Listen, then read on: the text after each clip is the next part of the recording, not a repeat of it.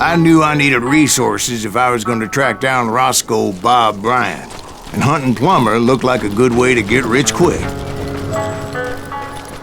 As the local vigilantes exposed him as the leader of the bandits, and put a generous price on his head. Plummer rallied his gang to plunder one last gold mine before making their escape, and that's where I thought I'd find him. It makes me nervous standing so close to all these goddamn barrels of gunpowder. Why would you be nervous? No one has the cojones to come after us. As long as you don't... As my late father pointed out to me more than once, God made men, but Samuel Colt made people.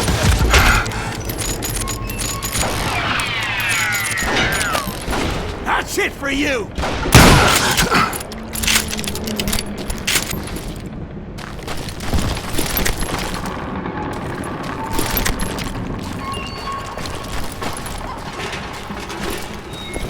I knew that dynamite wasn't mine, so I decided the polite thing would be to return it.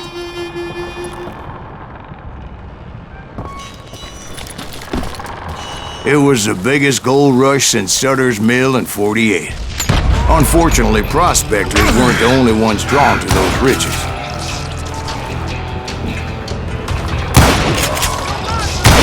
There were thieves and killers, robbing travelers and hijacking gold shipments. Like those that ran with Plummer.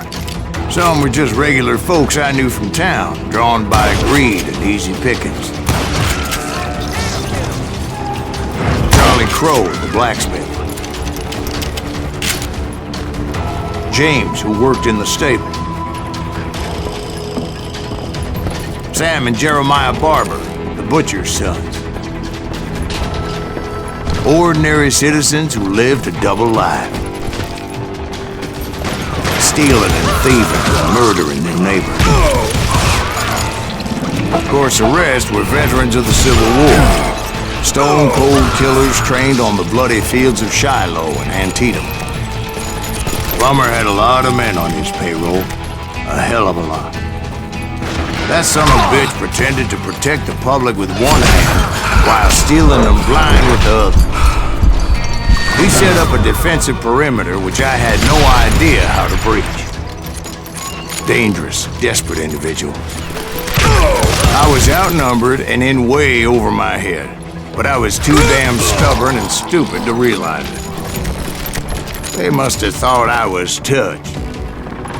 I thought I was some kind of hero.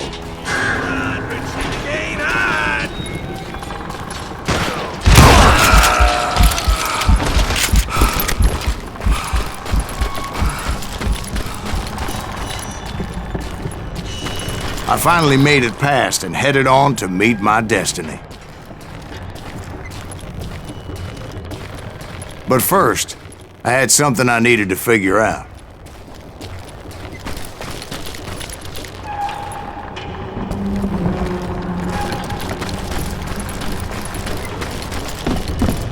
I had a few ideas on how to get into that mine, but once I made my decision, I knew there was no turning back.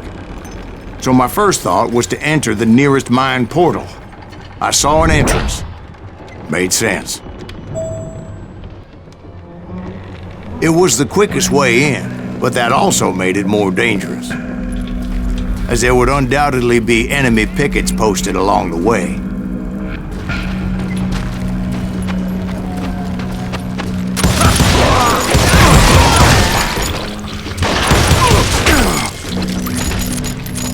You're done.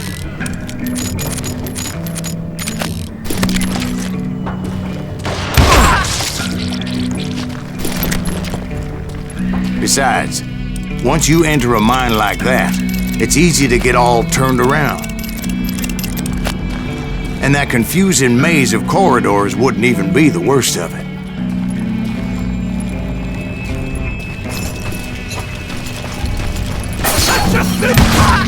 Some of those shafts could be as deep as hell.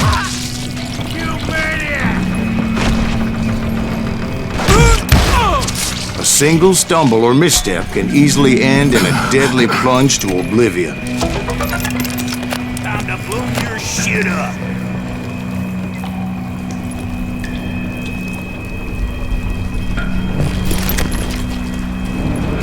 You ain't beefing me.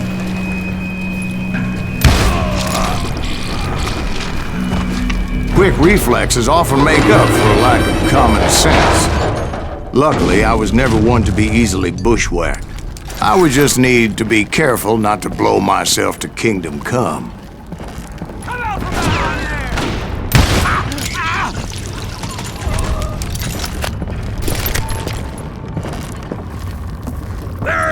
With all that gunpowder and dynamite everywhere, a body has to know what he's shooting at. All it takes is one tiny spark, and boom. Surprise! I will drop you down.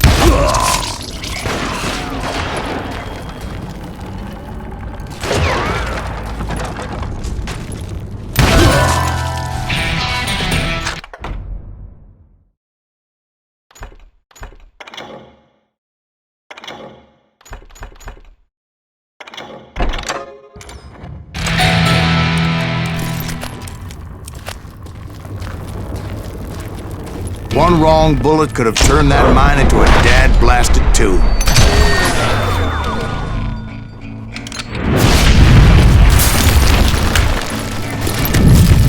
I freely admit that my plan of attack was not just moronic, but clearly insane.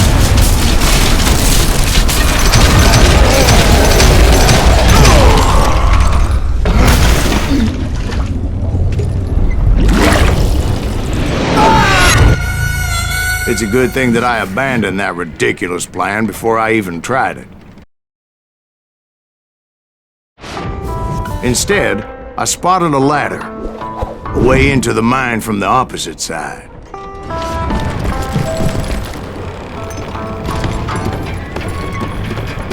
It was a long way around, but that approach seemed more sensible at the time.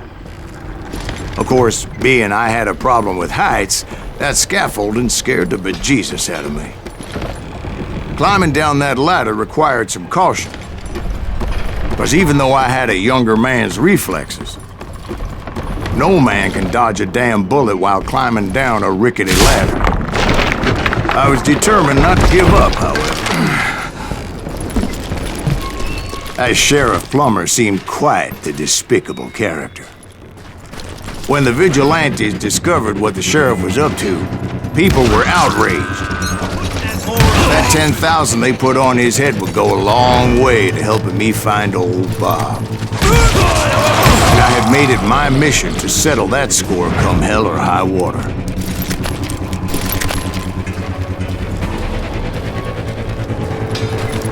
But first, I would have to make a choice. Take the elevator or climb the ladder.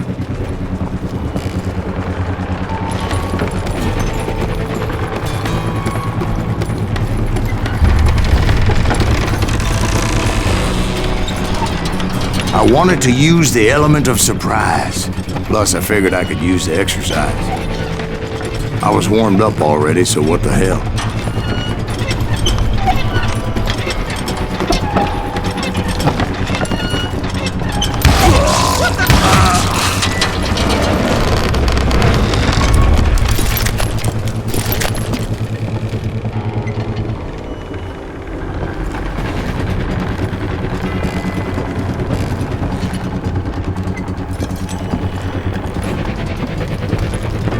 Plummer was a mad dog killer, and the people of Nevada City deserved better. Nevada City?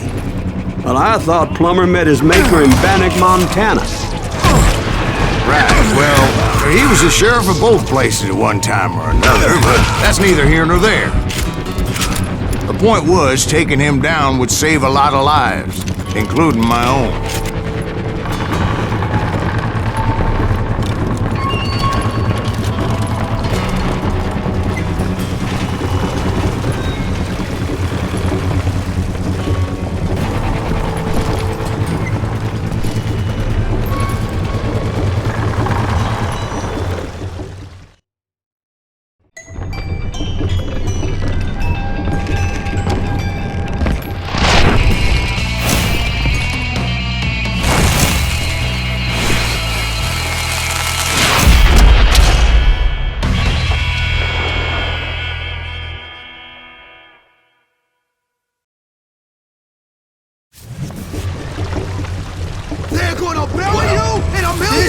It's just getting worse and worse for you.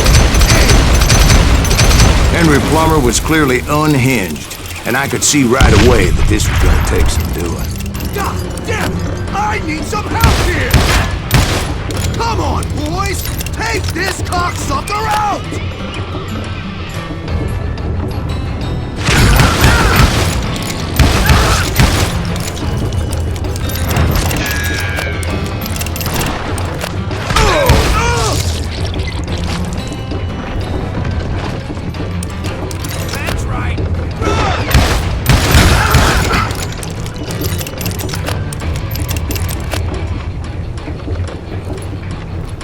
Catch this, you son of a bitch! You can shoot, but can you aim?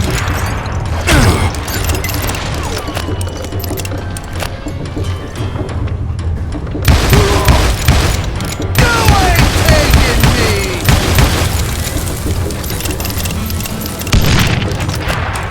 Gonna pull you into next week, boy! Time to boom. They're gonna bury you in a million pieces!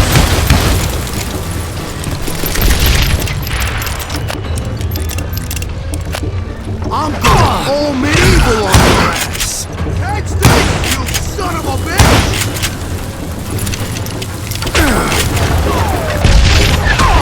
I can shoot too! They're gonna bury you in a million pieces!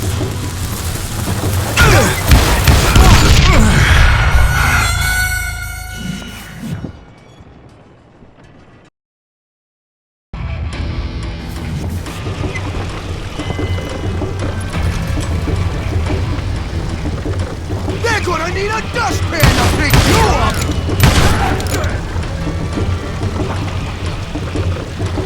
No blood money for you today! Oh! They're gonna bury you in a million pieces! Oh! So that's how Henry Plummer died. Him and his crew were worth their weight in gold. And now, I was officially a bounty hunter.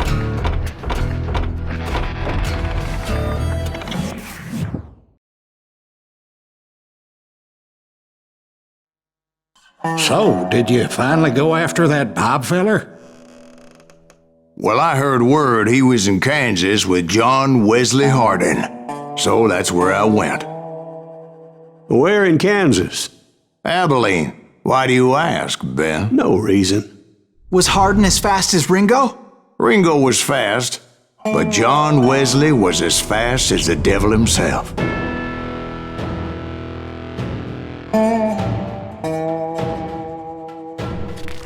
Hell, he killed his first man at 15. From that day forward, he had a price on his head and wouldn't back down for nobody, not even Wild Bill Hickok himself.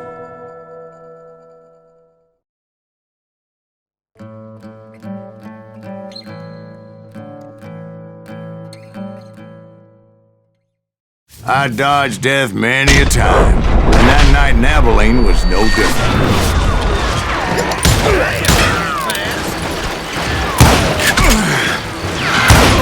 I was there with the intention of finding that bastard Bob and collecting the bounty on John Wesley.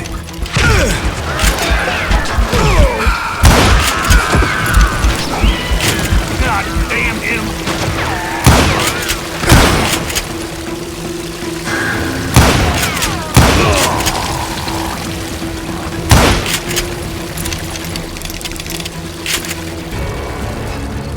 Kill that stupid son of a bitch!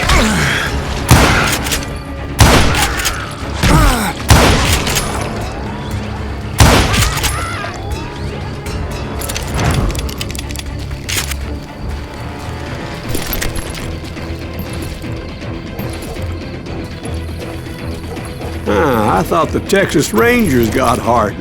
Yeah, that's what they want you to believe. It was coldin' a witch's tit and a brass bra that night as I fought my way past his loyal compadres.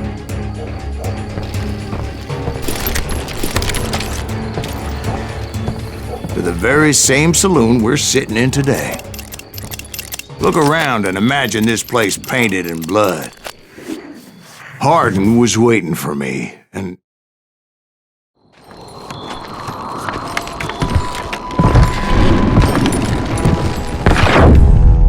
Wait, I'm jumping the gun here. Let me back up and give you some background on this sumbitch. He deserves that much. Don't you think so, Ben? John Wesley Hardin was a killer. By the end, he confessed to taking the lives of 42 men. He was a bona fide folk hero by then, and had amassed a gang of armed miscreants and other assorted thugs. He and his men set up camp outside of town, and I was hoping Bob was among them. Damn it! Shoot that son of a bitch! They didn't ask why I was there. They knew. Most of them were wanted as well. I had to spill a lot of blood to find out Hardin wasn't in that camp. He was carousing in town with his closest friends. Hardin's boys apparently didn't want me to reach the Bull's Head. Some were hightailing it into town to inform their jefe of my unwelcomed presence.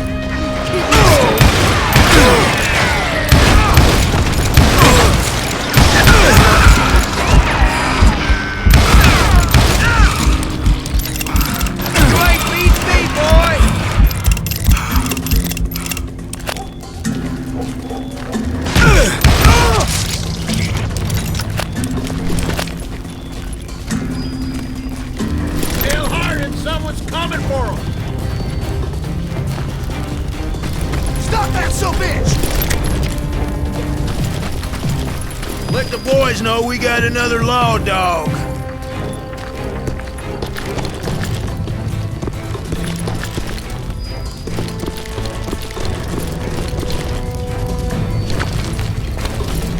Time to fill you full of lead.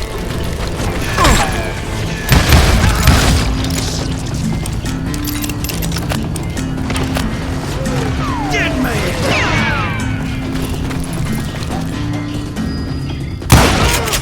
I wondered if Bob was among them.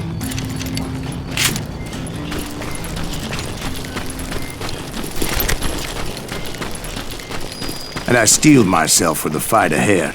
For as good as I was, deep down I wondered if John Wesley wasn't just a little bit better. Before I could test my mettle against Hardin, however, I would first need to dispatch his cadre of hired killers. Most of these degenerates were beyond redemption, but John Wesley might have been a different story. I didn't learn until later that that night was in fact his birthday celebration.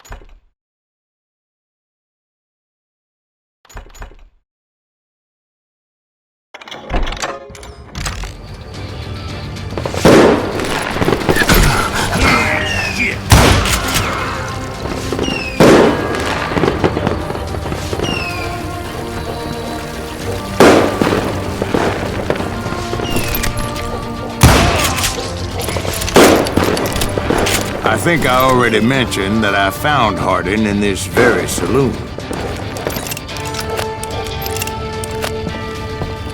You Suffice it to say, nobody there was happy to see me.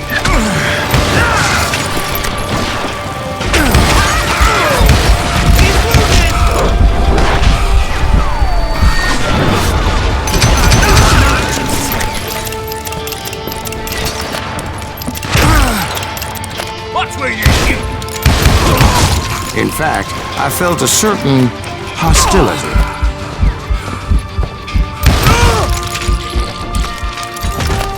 Yeah, you know you can't.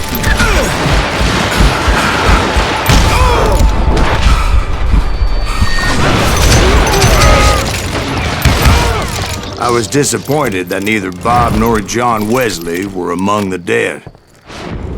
But that was short-lived, as a moment later I was facing down the fastest gun in the West.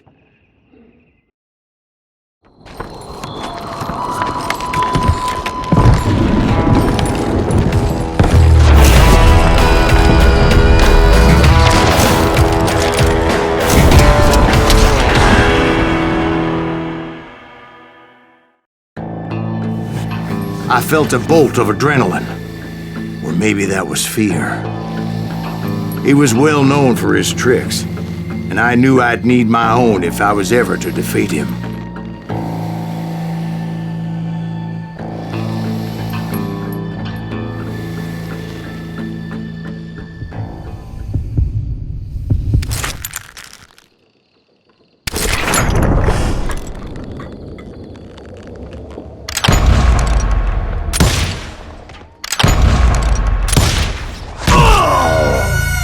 No, wait! He didn't hit me then. I'm sure of it.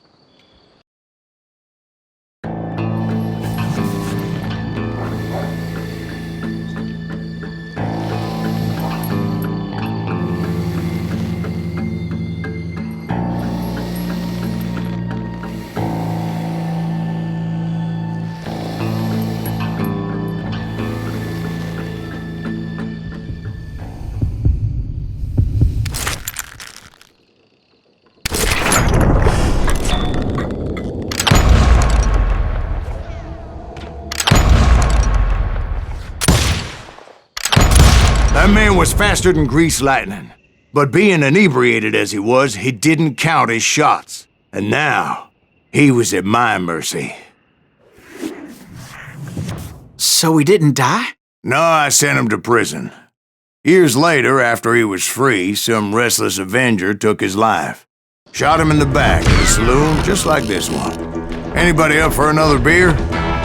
Ben?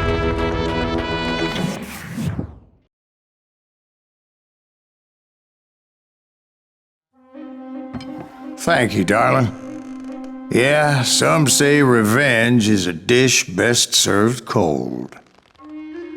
So whatever happened to that Bob guy you were after? Personally, I'd like to hear some of your other adventures. Like, I don't know, do you ever go toe-to-toe with a red man?